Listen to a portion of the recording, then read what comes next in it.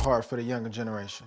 And you do a lot that people don't see. You have conversations that people are unaware of. And I'm asking because I love seeing the older generation connect with the younger generation. I hate, and I'm gonna use that word, I hate when I see the disconnect between generations.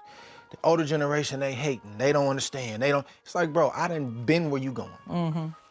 I don't like when the older generation are so disconnected from the younger generation that they just don't even try. But it is tricky, because it's two different eras, two different mindsets. You and Claressa Shields, and I talked to her yesterday and kind of got an idea of what her perspective of the situation happened. But man, y'all seem to have started off good and then something went awry. What happened with you and Claressa? I spoke with Claressa Shields yesterday and got a sense of her point of view on the matter. But man, you guys seem to have started off well, and then something went wrong. As you mentioned, I'm someone who is willing to connect with people when they ask me for advice. So, when she reached out to me, I believe it was after she won the Olympics. The first time I commented on the Olympics, I knew who she was, and she somehow reached out to me and asked me for advice about whether she should go to the Olympics again or pursue a career. I recall telling her that there wasn't anything in 168. You know what I mean? And she told me she was doing well. In school, I asked her about herself. She was really smart. You know, I said I would do the Olympics again, and then I would go to school and do something else. Like, I'm thinking she's going to use the Olympics and catapult into something else, you know what I'm saying? But because I was like, at 168, there's nothing in the pros. In the pros, I said, you aren't going to make no real money there. I said, but if you do go pro, go down. I had a lengthy conversation about that because you go down to like 58, 47. Because I'm looking at her and I told her, I said, you can do it if you die.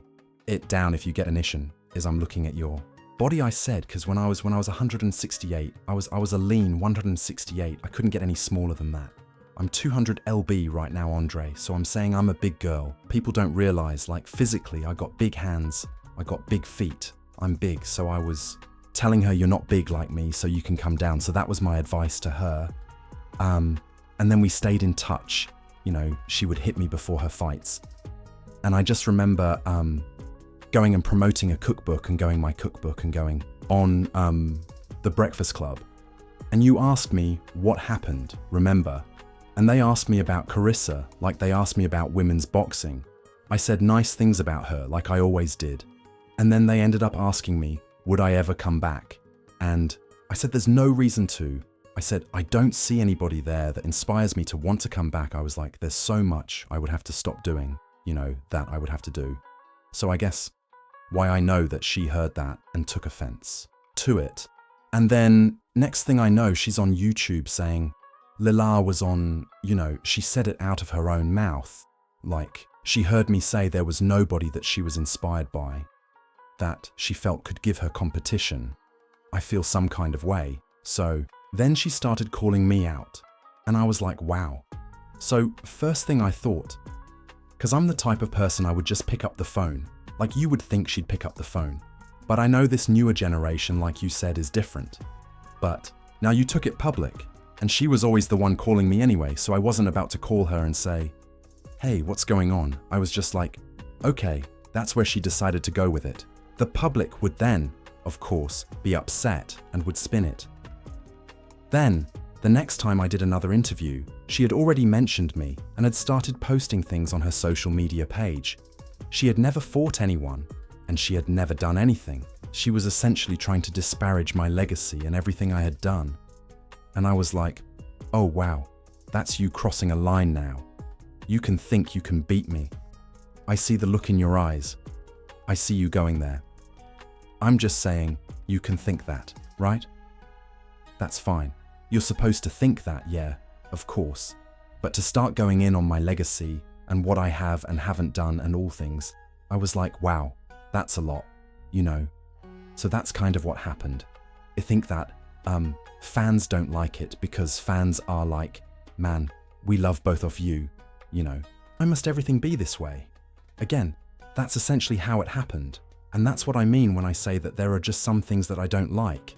It's hard to come back from, and again, I don't have any hard feelings against Claressa in general. because I got a lot going on over here. You already know to be worried about any of these young girls like that. But at the same time, I see that she gets into it with a lot of people. She gets into it with a lot of female fighters. She gets into it with male fighters. So obviously that's a thing for her. Hopefully she'll figure that out.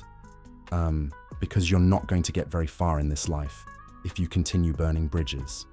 And even though she's not someone that I consider a friend, hopefully that's some advice that she would take, because you're going to see a lot of people surpass you. Even though you're talented, even though you can say, oh, I won all these belts, and I went to Olympics, I did X, Y, and Z, so never think too big of yourself, right? Because there's always going to be somebody. You got to really watch your character. You got to stay humble. And you know, hopefully you don't burn so many bridges along the way. You don't come back from it because you want to use the opportunities right now when you have it. It's great that you're doing all these things. And you want to be a role model to those coming behind you, of course. And you want the fans to like. You want to be a likable person. You know, I know there's a movie coming out on her, which is great. She's been through so much. Yeah, you know. But guess what? A lot of us have. So it's no excuse we need to do better. And to me, it's really important. It's really important how I carry myself. It's really important how I represent myself, how I represent women, how I depict black women, my position on fighters, how I present my dad, how I portray myself in the way that I mean. I'm a wife and mother, and I don't have time to be over here going back and forth with someone over here. So you know what I mean when I say that this isn't about who can win or who can fight. Claressa is aware that I offered her a sparring match, and she knows that she didn't want to do that. That was your chance. But there are many more opportunities if you approach them correctly. I can't be negative, and I can't say that there is no way back, especially in the sport, especially when two people can have an impact. Numerous individuals can identify with Claressa's story of where she came from can never relate to me. So whoever it is that you can relate to, that can inspire you, that's wonderful, that's great. But like I said, it's really hard to come back from someone trying to diminish your legacy. And, you know, it's not going to just happen by just, you know, squashing it. Like, if you felt some kind of way that hurt your feelings or hurt you deeply and you want to, you know, come back to me and talk it through, then I'm going to have to know where you were coming from. It definitely isn't going to just be like, we're just going to forget about it. I'm not saying someone has to be like, sorry, Leah. But come on, you know this all started because of an interview. You heard me say something and you assumed I'm jealous of you. It's like, you know, you've got to take the blinders off. Well, I'm hoping that one day you all can have a meeting of the minds and have a conversation, because you all have different upbringings and lifestyles, but you all have some overlap too. You all have had trouble sometimes. You had to fight through some things, different roles but trouble, and it needed a lot of perseverance along the way, and so have you. Yes, so that means nothing to me. Andre recently stated that I'm not using it as an excuse since I relate to a lot of different individuals on that level, but I understand what you were attempting to be, Dr. Phil here. Or no, Doctor. But this is how my mind allows you to have your moment. I'm sorry, let me have mine. I'm going to hold out hope because I see the overlap, and I see two young women from different but challenging backgrounds, and you guys have made amazing names for yourselves. I'm going to keep that hope alive one day. Yes, I will. And I'm going to ask, I don't need the specifics, but was there really a fight with you guys? I believe that when I stated that I would be willing to fight for the right amount of money, I definitely received some phone calls, okay? And if that money would have come about back then, not now, for